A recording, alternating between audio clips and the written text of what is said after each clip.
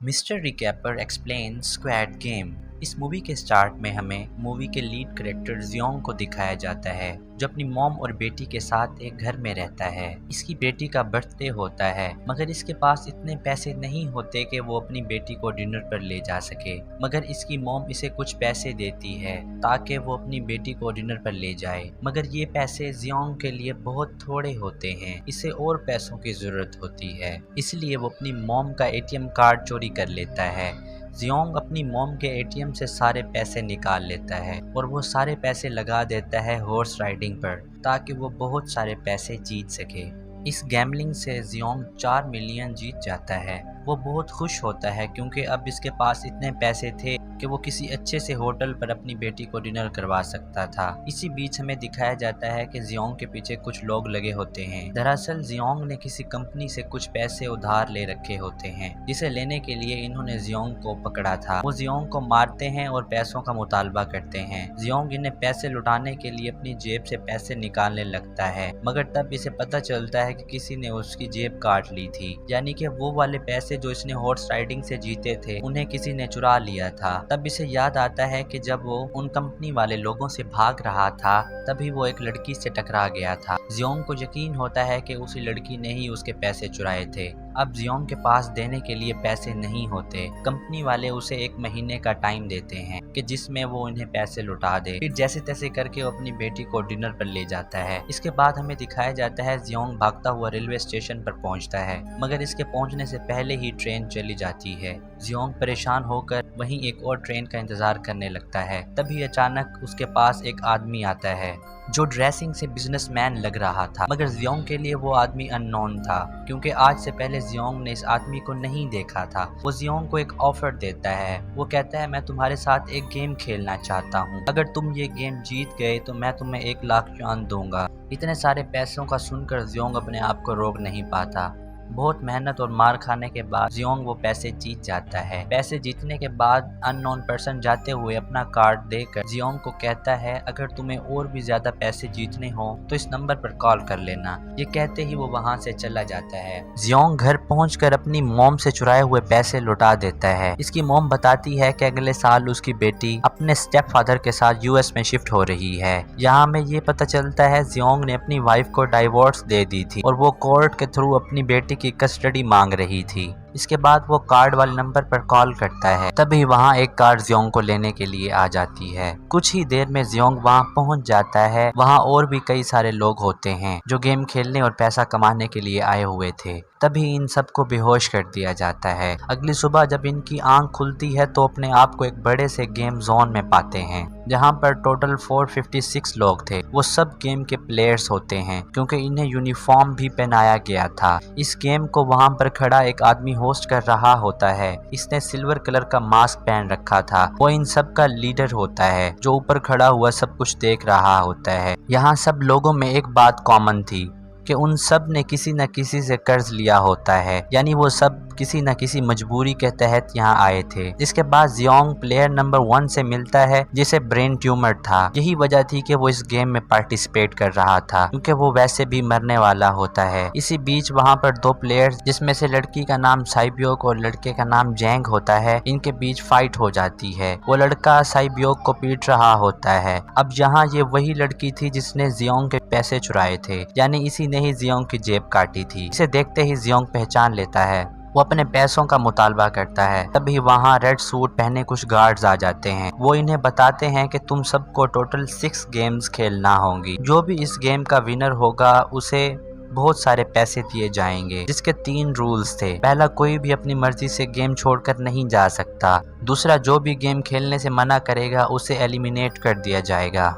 अब यहाँ एलिमिनेट का मतलब क्या था ये तो आपको आगे ही पता चलेगा। और तीसरा रूल ये था कि अगर मेजॉरिटी इस गेम को खेलना नहीं चाहती तो वो इसे छोड़कर जा सकती है। इसके बाद इन सबको गेम खेलने के लिए ले जाया जाता है। इसी बीच जियोंग अपने क्लासमेट सैंगवू से मिलता है। सैंगवू जियोंग का बचपन का दोस्त होता है। जियोंग इसे वहां देखकर बहुत परेशान होता है क्योंकि इसने तो सुना था कि सैंगवू किसी बिजनेस के लिए आउट ऑफ कंट्री गया हुआ है, मगर वो यहाँ कैसे पहुंच गया। इसके बाद पहली गेम शुरू हो जाती है। अब इन सब के सामने एक डॉल होती है जिसका फेस अपोजिट साइड पर था। इस गेम का रूल काफी सिंपल है। जब भी डॉल गाना लगाएगी सबको आगे बढ़ना है, जैसे ही वो चुप होगी सबको रुक जाना है और बिल्कुल मूव नहीं करना। अगर कोई हिला तो उसे एलिमिनेट कर दिया जाएगा। शुरू में तो ये सब एक फनी गेम का पार्ट लग रहा था, मगर वहीं एक लड़का हिल जाता है तो इसे शूट कर दिया जाता है। तो यही होता है एलिमिनेट का मतलब, यानी उन्हें मार दिया जाएगा। अब सब लोग डर जाते हैं क्योंकि इन्हें पता चल चुका था कि वो खतरे में हैं। यहाँ पर कई सारे लोग हड़बड़ाकर भागने लगते हैं, मगर गेम के रूल के मुताबिक सबको मार दिया जाता है। मगर अब भी कुछ लोग बड़ी चालाकी से इस गेम को खेल रहे होते हैं, जैसे तैसे करके वो इस गेम को पूरा कर ही लेते हैं। अब 452 में से 256 प्लेयर्स ही रह जाते हैं। 192 प्लेयर्स पहली गेम में ही मारे जा चुके थे। इन सब की बॉडीज को बंद बक्सों में डालकर वहां से ले जाया जाता है।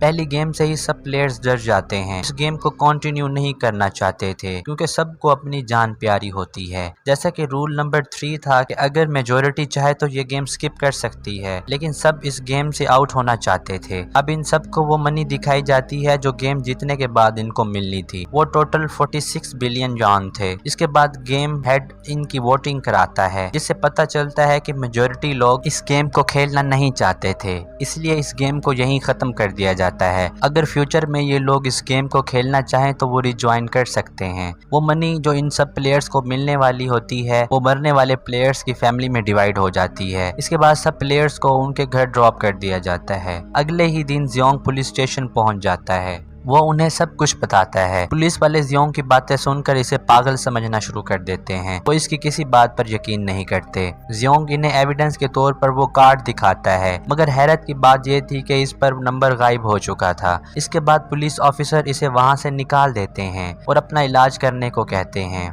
इसके बाद जियोंग अपने घर वापस आ जाता है, मगर इसकी मॉम घर पर नहीं होती।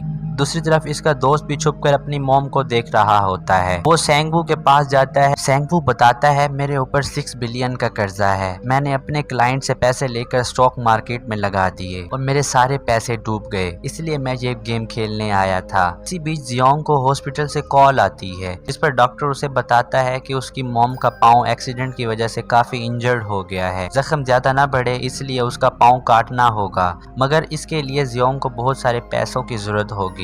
मगर इतने पैसे तो जियोंग के पास नहीं होते हैं, हत्ता कि इसने तो अपनी मॉम के इंश्योरेंस के पैसे भी उड़ा दिए थे। इसके बाद जियोंग अपनी वाइफ से पैसे मांगने जाता है, मगर इसकी वाइफ इसे पैसा देने से मना कर देती है और अपने हस्बैंड को बताती है कि जियोंग हमसे पैसे लेने आया था। इसका हस्बैंड पैसे लेकर जियोंग के पास पहुंच जाता है और अपनी फैमिली से दूर रहने का कहता है। इस पर जियोंग को गुस्सा आ जाता है, वो इसे 1-2 मुक्के रख देता है। जियोंग की बेटी भी ये सब खड़े हुए देख रही होती है। जियोंग वहाँ से पैसे लेकर निकल जाता है। उसी तरफ सीन जियोंग के फ्रेंड की तरफ शिफ्ट होता है, जो अपने बॉस से कुछ पैसे मांगने जाता है, मगर इसका बॉस इसे पैसे देने से इनकार कर देता है, जिस पर इन दोनों के बीच लड़ाई शुरू हो जाती है। लड़ते हुए बॉस का हाथ एक मशीन में आकर कट जाता है। सीन तीसरी तरफ शिफ्ट होता है, जहां साइबियोक एक एजेंट से मिलती है जो लोगों को एक कंट्री से दूसरे कंट्री में भेजने का काम करता था। साइबियोक अपनी मॉम को नॉर्थ एरिया से साउथ एरिया में लाना चाहती थी। साइबियोक वही लड़की होती है जिसने जियोंग की जेब काटी थी। अब इसे अपनी मॉम को यहाँ लाने के लिए बहुत सारे पैसों की जरूरत होती है। यहाँ हमें दिखाया जाता है कि साइबियोक का एक छोटा भाई भी होता है, जिससे इसने वादा किया था कि वो अपनी मॉम को जरूर यहाँ लाएगी। इसके बाद एक पुलिस ऑफिसर को दिखाया जाता है जिसका भाई काफी दिनों से मिसिंग होता है। वो अपने भाई को ढूंढने के लिए उसके घर जाता है, मगर इसे वहाँ कुछ नहीं मिलता। अचानक उसे वो कार्ड मिल जाता है जो इसने पुलिस स्टेशन में देखा था,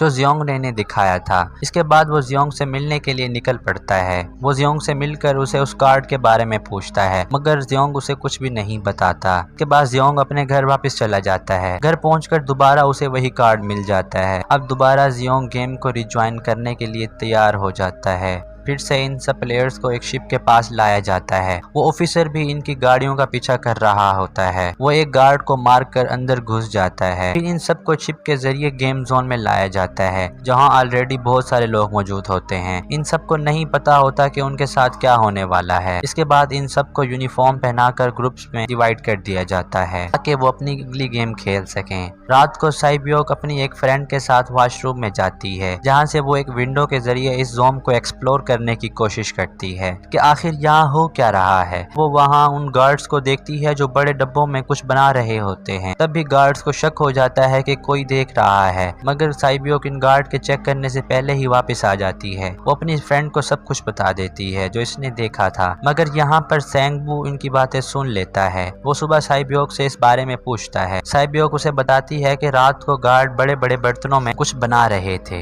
इसके बाद इन सबको प्ले एरिया में लाया जाता है जहाँ पर कई सारी शेप्स बनी होती हैं। इसे देखते ही जियोंग समझ जाता है कि गेम क्या है। वो सबको बताता है कि सबको एक एक शेप चूज करना होगी क्योंकि हमें यही शेप्स बनानी है। अगर इस शेप को ना निकाल पाए तो इन्हें एलिमिनेट कर दिया जाएगा, मतलब मार दिया जाएगा। सैंगवू बड़े अच्छे तरीके से अपनी शेप को निकाल लेता है, मगर जियोंग डरते डरते शेप को बाहर निकाल रहा होता है, मगर वो जैसे तैसे करके इस शेप को बाहर निकाल ही देता है। फिर इन सब लोगों को मार दिया जाता है जिन्होंने शेप सही से नहीं निकाली होती हैं। अब इन सब को वापस एक रूम में लाया जाता है। 180 में से ये लोग अब 108 बच चुके थे जिन्होंने अगली गेम के लिए क्वालिफाई कर लिया था। इसके बाद इन सब को खाना दिया जाता है। यहाँ जैन की खाने की वजह से एक आदमी से लड़ाई हो जाती है। जैन इसे मार मार कर इसकी जान ही ले लेता है। इसके बाद बॉडी को वहाँ से ले जाया जाता है। यहाँ पर गार्ड्स के साथ एक डॉक्टर भी होता है जो मरने वाले प्लेयर्स के बॉडी ऑर्गन्स निकाल कर उन्हें चाइनीज को बेचने का काम कर रहा होता है।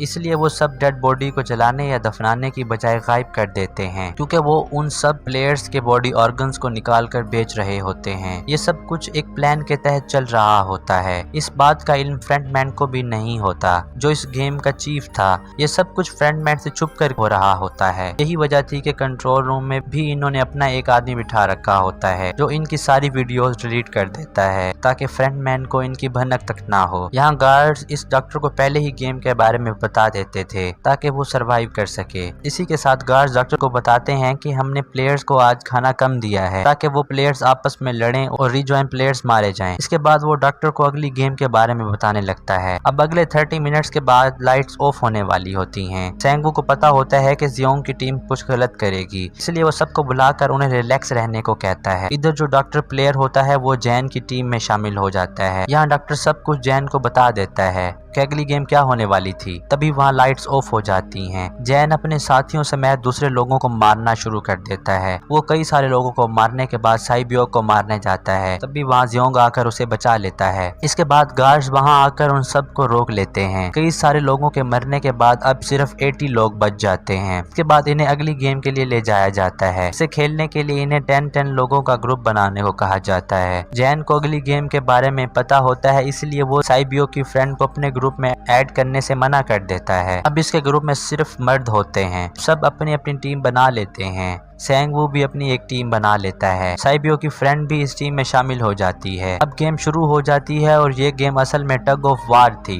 एक टीम ने दूसरी टीम को नीचे गिराना था। इसके बाद गेम शुरू हो जाती है और जैन की टीम बड़ी आसानी से ये गेम जीत जाती है क्योंकि गेम के बारे में जैन को ऑलरेडी पता होता है, इसलिए वो अपने ग्रुप में सब मर्दों को ऐड कर देता है। अब बारी होती है सैंगवू की टीम की। तब वो बूढ़ा इन्हें बताता है कि मैंने अपनी जिंदगी में बहुत सारी टग ऑफ वार खेल रखी हैं, इसलिए मैं तुम्हें बताता हूँ कि इस गेम को कैसे खेलना है। इसके बाद वो इन सबको गाइड करता है। वो जैसे तैसे करके ये गेम जीत जाते हैं। अब दोबारा से इन सबको पता चलता है कि लाइट्स दोबारा ऑफ होने वाली हैं। तभी जियोंग इन सबको कहता है कि तैयार रहना। वो इन सबको बताता है कि जैसे ही लाइट्स ऑफ हो हमें पहरा देना होगा। दूसरी तरफ जैन की टीम में सब चालाक होते हैं। वो सोचता है कि कहीं इसकी टीम ही इसे खुदे लाइन न लगा दे, यानी इसे ही अपने रास्ते से न साफ कर दे। दूसरी तरफ सीन शिफ्ट होता है जहाँ में दिखाया जाता है कि गार्ड्स और डॉक्टर मिलकर बॉडी ऑर्गन्स निकाल रहे होते हैं। इन ऑर्गन को डिलीवर करने जाना था गार्ड नंबर 28 और 29 ने। वो इस बॉडी के बारे में बात करने लगते हैं जिसकी एक किडनी थी। वो इसे ज़ोंबी कह रहे होते हैं। अब गार्ड नंबर 29 जिसने वो बॉडी ऑर्गन डिलीवर करने जाना था वो कोई और गार्ड नहीं बल्कि वही पुलिस ऑफिसर होता है जो भेस बदल कर इनमें शामिल हो गया था।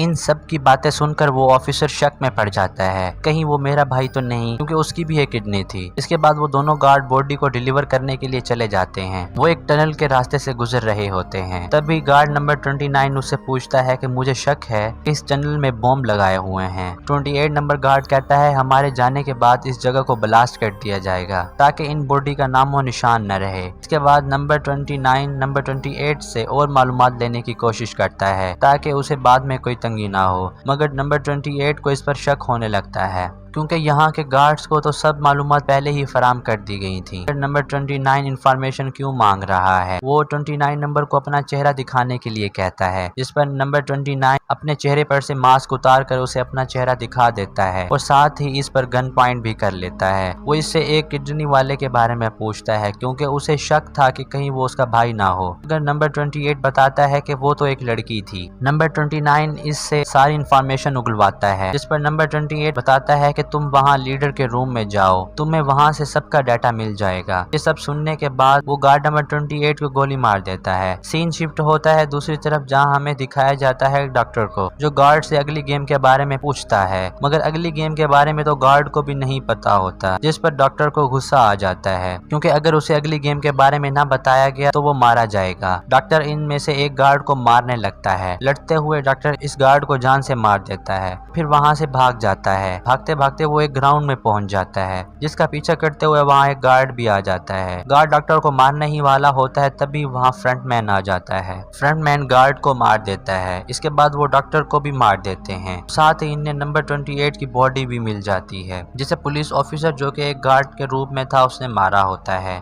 इस डेड बॉडी से इन्हें ये पता चल चुका था कि गेम जोन में और भी कोई घुस गया है। दूसरी तरफ वो ऑफिसर फ्रंटमैन के मेन ऑफिस में घुस जाता है, रूम में पहुंच जाता है जहां प्लेयर्स का डाटा था, जहां ढूंढते ढूंढते उसे विनर लिस्ट मिल जाती है, जिसमें इसके भाई का भी नाम होता है। वो भी कभी इस गेम का विनर था। इसके बाद सीन शिफ्ट होता है, जहां हमें दिखाया जाता है कि तमाम प्लेयर्स को फोर्थ गेम के लिए ले जाया जाता है। इस गेम में सब प्लेयर्स को अपना अपना एक पार्टनर चुनने के लिए कहा जाता है। वो सब अपना अपना एक पार्टनर चुन लेते हैं। साइबियो की फ्रेंड भी अपना एक पार्टनर ढूंढने की कोशिश करती है, मगर कोई भी इसका पार्टनर बनने के लिए तैयार नहीं था। इसके बाद सब पार्टनर्स को 10-10 खेलने वाली गोलियां दी जाती हैं। असल में ये गेम ये थी कि जैसे भी करके एक पार्टनर ने दूसरे पार्टनर से वो गोलियां लेनी होती हैं। आखिर में जो भी खाली हाथ बच जाएगा उसे मार दिया जाएगा, यानी एलिमिनेट कर दिया जाएगा। अब सैंगवू और सियोंग का फ्रेंड एक दूसरे के साथ ऑड इवन खेलने लग जाते हैं, मगर इस गेम में सैंगवू ये गेम हार जाता है, मगर वो बड़ी होशियारी से जियोंग के फ्रेंड से सारी असली गोलियां लेकर पत्थर वाली गोलियां थमा देता है और खुद वहां से निकल जाता है। वहीं दूसरी तरफ जियोंग और बूढ़ा आदमी एक दूसरे के साथ खेलने वाले होते हैं, मगर बूढ़ा आदमी गेम खेलने के लिए तैयार ही नहीं था। मगर यहाँ बूढ़ा आदमी सारी गोलियां जीत जाता है। जियोंग धोखे से बूढ़े आदमी से सारी गोलियां वापस ले लेता है, लेकिन बूढ़ा आदमी बहुत तेज होता है। इसके बाद अभी भी एक गोली थी जो इसने छुपा रखी थी। इसे ये भी पता था कि जियोंग ने ये गेम धोखे से जीती है। यहाँ बूढ़ा आदमी जानबूझकर पागल होने की एक्टिंग कर रहा था। इसके बाद जियोंग इस बूढ़े की मिन्नतें करने लगता है कि मेरे साथ और एक गेम खेलो ना। तब बूढ़ा आदमी कहता है मुझे सब पता है कि तुमने मुझसे धोखे से सारी मार्बल जीते हैं। ये सुनकर जियोंग रोते हुए बूढ़े को सारी गोलियां दे देता है और इसके गले लग जाता है। दूसरी तरफ साइबियो और उसकी फ्रेंड भी गेम खेल रहे होते हैं। इनकी गेम ये होती है कि जो भी इन गोलियों को दीवार के ज्यादा करीब फेंकेगा वही जीत जाएगा, दूसरे को मार दिया जाएगा। सबसे पहले साइबियो अपने मार्बल फेंकती है, जबकि इसकी फ्रेंड एक ही दफा में सारे मार्बल फेंक देती है। साइबियो अपनी फ्रेंड को दोबारा फेंकने के लिए कहती है, मगर वो उसे कहती है नहीं, मैं इस दुनिया में अकेली हूँ, मेरा इंतजार करने वाला कोई नहीं है, मगर तुम्हारा भाई तुम्हारा इंतजार कर रहा है, इसीलिए तुम यहाँ से जाओ। इसके बाद इसकी फ्रेंड को भी मार दिया जाता है। इसके बाद सब वापस एक रूम में आ जाते हैं। जैंग देखता है कि साइबियो की वो फ्रेंड जिसे कोई अपना पार्टनर नहीं चुन रहा था अभी भी जिंदा होती है। वो जैंग को देखकर हंस रही होती है, वो असल में जैंग को छेड़ रही होती है। इसके बाद सीन शिफ्ट होता है फ्रंटमैन की तरफ, जिसे एक डेड बॉडी के साथ उस पुलिस ऑफिसर का आईडी कार्ड मिल जाता है, जिसे वो देख ही रहा था। तभी वहाँ वीआईपीज आ जाते हैं, जिन्हें वो लेने चला जाता है। इन वीआईपी के बारे में फ्रंटमैन जाकर एक और आदमी को बताता है, जिसने अपने फेस पर मास्क लगा रखा होता है। जहाँ हमें ये पता चलता है कि फ्रंटमैन इनका लीडर नहीं है, बल्कि ये मास्क वाला शख्स इस गेम का लीडर होता है। ये आदमी कौन है इसके बारे में हमें आगे ही पता चलेगा। अगले दिन तमाम प्लेयर को गेम नंबर 5 के लिए ले जाया जाता है। वहाँ पहुँचने पर इन्हें 16 नंबर्स दिए जाते हैं, जो कि इन्होंने एक एक सेलेक्ट करने होते हैं। सब प्लेयर्स अपना अपना एक एक नंबर चुन लेते हैं, मगर आखिर में 2 नंबर बच जाते हैं, जिनमें से एक नंबर 16 और दूसरा 1 होता है। जियोंग अपने नंबर को सिलेक्ट करने में कंफ्यूज हो जाता है। वो सोचता है कि अगर वो नंबर 1 चूज करेगा तो सबसे पहले उसकी बारी आएगी, मगर उसे तो गेम के बारे में कुछ भी नहीं पता। अभी वहाँ एक और शख्स आ जाता है जो जियोंग को कहता है मुझे नंबर 1 दे दो, क्योंकि मैं आज तक नंबर 1 पर नहीं आया, इसलिए आज मुझे नंबर 1 लेना है। इसके बाद इन सबको गेमिंग रूम में लाया जाता है। इसमें से एक ब्लॉक नकली और एक असली शीशे का होता है। अगर नकली शीशे वाले ब्लॉक पर किसी ने भी पाँव रखा तो वो नीचे गिरकर मारा जाएगा। तभी गेम शुरू हो जाती है। कई सारे प्लेयर्स मारे जाते हैं। इस गेम के 2 ही सोल्यूशन थे, या तो जैंग को आगे भेजा जाए या तो सबको मार दिया जाए। मगर तभी वहाँ साइबियो की वो फ्रेंड आ जाती है जो जैंग को छेड़ रही थी। वो जैंग को कहती है तुमने बहुत से लोगों को सताया है मगर आज तुम जिंदा नहीं बचोगे। फिर वो उससे पकड़कर नीचे कूद जाती है जिसकी वजह से दोनों की मौत हो जाती है। अब बाकी बचे प्लेयर्स में एक प्लेयर ऐसा था जो गिलास का काम जानता था। इसे पता चल जाता है कि कौन सा गिलास फेक और कौन सा ओरिजिनल है। ऐसे चेक करते हुए सब आगे बढ़ रहे होते हैं मगर इस बात का इल्म फ्रंटमैन को भी हो जाता है। सारी लाइट्स ऑफ करवा देता है ताकि वो गिलास को देख ही ना पाए। लास्ट में इनके पास 1 मिनट बच जाता है। यहाँ सेंगवू इस आदमी को धक्का दे देता है। अब सेंगवू, जियोंग और साइबियोक जिंदा इस ब्रिज को पार कर लेते हैं, लेकिन गिलास टूटने की वजह से इन्हें काफी चोट लग जाती है। साइबियोक इसकी वजह से काफी जख्मी हो जाती है। दूसरी तरफ इस पुलिस ऑफिसर ने एक सर्वेंट को मारकर उसकी जगह ले ली थी। वहाँ पर मौजूद एक वीआईपी को इस सर्वेंट पर शक हो जाता है। वो इसे कहता है कि अपना मास्क उतारो, मगर वो वीआईपी को कहता है ठीक है मैं मास्क उतार दूंगा अगर अंदर जाके। फिर वो वीआईपी को लेकर अंदर चला जाता है। अंदर जाकर वो वीआईपी को बेहोश कर देता है, मगर इस बात का पता फ्रंटमैन को भी चल जाता है। फ्रंटमैन इसको पकड़ने के लिए इसका पीछा करता है मगर वो ऑफिसर वहां से भाग जाता है। वो एक आइलैंड पर पहुंच जाता है मगर फ्रंटमैन भी वहां उसका पीछा करते हुए पहुंच जाता है। वो ऑफिसर को पकड़ने की कोशिश करता है। ऑफिसर अपने सीनियर्स को कॉल करता है और सारे सबूत भेजने की कोशिश करता है मगर वहां सिग्नल नहीं होते। फ्रंटमैन इस ऑफिसर को अपने साथ चलने का कहता है। ऑफिसर फ्रंटमैन पर हमला कर देता है मगर मास्क उतारने पर पता चलता है कि फ्रंटमैन और कोई नहीं बल्कि इसका भाई होता है। वो ऑफिसर को गोली मारकर नीचे गिरा देता है। दूसरी तरफ हमें प्लेयर्स को दिखाया जाता है जिनमें साइबियो की हालत बहुत खराब हो जाती है। इसका ब्लड बहुत ज्यादा बह रहा होता है। फिर इन तीनों को डिनर के लिए ले जाया जाता है और रात में इनको एक एक नाइफ भी दिया जाता है ताकि वो एक दूसरे को मार सकें। मगर जियोंग को पता चलता है कि साइबियो की हालत बहुत खराब है। वो इसे कहता है तुम फिक्र ना करो, हम दोनों साथ हैं। इस गेम में हम दोनों मिलकर सेंगवू को हरा देंगे। इसके बाद हम दोनों यहाँ से निकल जाएंगे और पैसों को आधा आधा डिवाइड कर लेंगे। साइबियो उसे कहती है कि मेरा एक भाई है जिसे मैं ऑर्फन एज में छोड़कर आई हूँ। अगर हम दोनों में से कोई भी यहाँ से जिंदा बचकर जाएगा तो उसे उन दोनों की फैमिलीज का ख्याल रखना होगा। अब साइबियो की हालत बहुत खराब थी,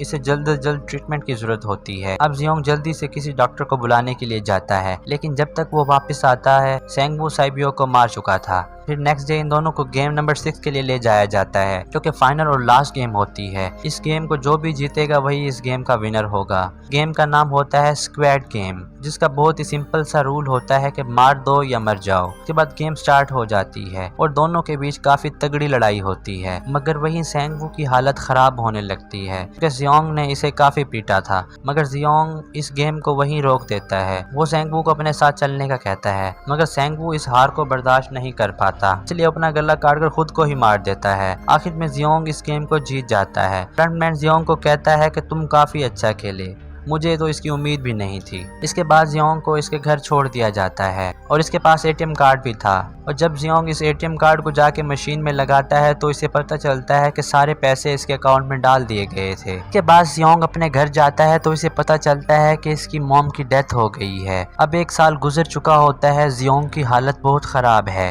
वो नशा करने लग गया था। इसने इन पैसों को हाथ तक नहीं लगाया था जो वो जीत चुका था। एक दिन एक फूल बेचने वाली लड़की उसके पास आती है जो इसे सेम वही कार्ड देती है जो गेम खेलने से पहले उसे मिला था। जियोंग इस पते पर पहुंच जाता है। वो वहां पहुंचकर देखता है कि सारा किया धरा किसी और का नहीं बल्कि उसी बूढ़े शख्स का होता है, यानी प्लेयर नंबर 1 का। वो अभी भी जिंदा होता है। यहाँ वो जियोंग को बताता है कि वो अपनी लाइफ से बोर हो चुका था, इसलिए मैंने अपने कोलीग के साथ मिलकर ये गेम बनाई थी ताकि मैं लोगों को मरता हुआ देख सकूं, क्योंकि मुझे ये अच्छा लगता है और तुम्हारे पास जो पैसे हैं वो भी मेरे हैं। उसके बाद वो बूढ़ा मर जाता है। जियोंग अब वहाँ से साइबियो के भाई के पास पहुँच जाता है। इसे लेकर वो सेंगवू की मदर के पास आ जाता है। जियोंग साइबियो के भाई को सेंगवू की मदर को दे देता है ताकि वो इसका ख्याल रख सके और इन्हें पैसों का भरा एक बैग भी देकर वहाँ से चला जाता है। यहाँ पर इस मूवी का एंड हो जाता है। अगर ये वीडियो अच्छी लगी हो तो इस वीडियो को लाइक और इस चैनल को सब्सक्राइब करना ना भूलें। Thank you very much.